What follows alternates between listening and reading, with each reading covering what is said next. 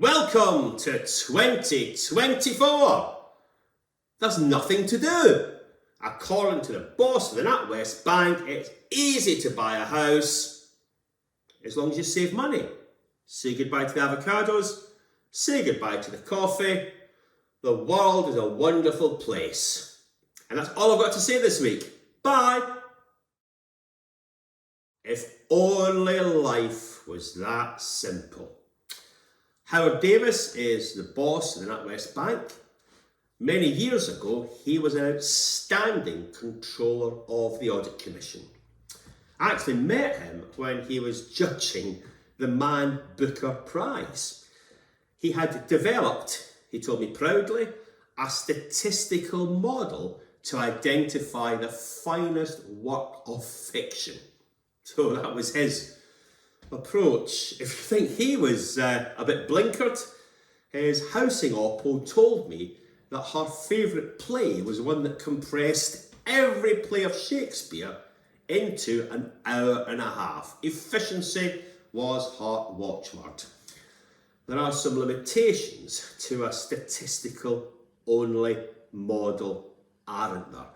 It hasn't helped in housing over the last decade, and that's why I'm delighted that this year the regulator of social housing isn't just looking at spreadsheets and covenants, it's actually sending people out to talk to landlords, residents and visit estates to build a rounded picture of what life is like. Long overdue, warmly welcomed. What will they see? All too often, it's not going to be a pretty sight, is it? Front page news, rats everywhere because of local authority cutbacks.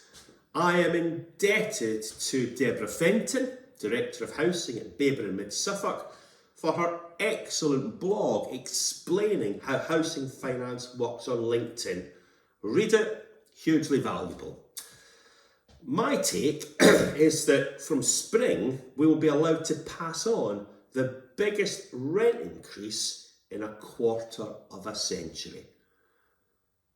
Not great for tenants, but will it transform services? Not likely. The costs of repairs, safety works, labour, finance, etc., passing that rent increase in the fast lane. You want to see a real life example of that? There's a London borough I work with, and every winter it publishes what it calls its outages page on its website. And you go through it, it goes on and on and on, block after block after block. No lift here, no hot water here, no heating there. That is the result, friends, of decades of underinvestment. Won't be overturned by that one rent increase.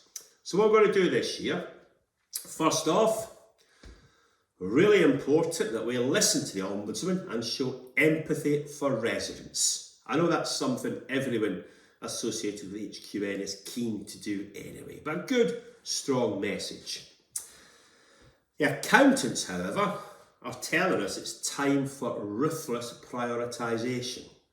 Very hard to do. Will we have to stop doing some things that residents really like and appreciate? Will it be counterproductive if we don't do all the work that helps to cut crime and keep residents in their home? Time will tell.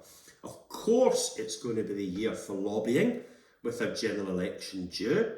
Important we protect our reputation. Don't want any more of these exposés on ITV if that can be helped. So let's put our back into that. And secondly, let's avoid simplistic lobbying.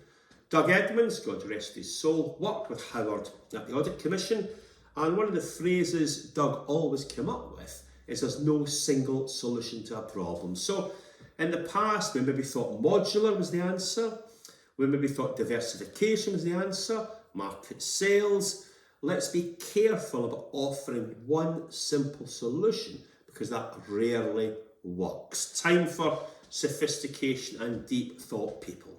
If we don't get that right, if an incoming government doesn't change the way housing is run, then I can confidently predict the Housing Ombudsman and the regulator will be working overtime writing heavily critical reports of landlords that won't change a damn thing. Hard work this year, need to make a huge effort to get things right, and in particular, stock up on avocados. They're very good for you, give you the strength you need to survive and get through to 2025.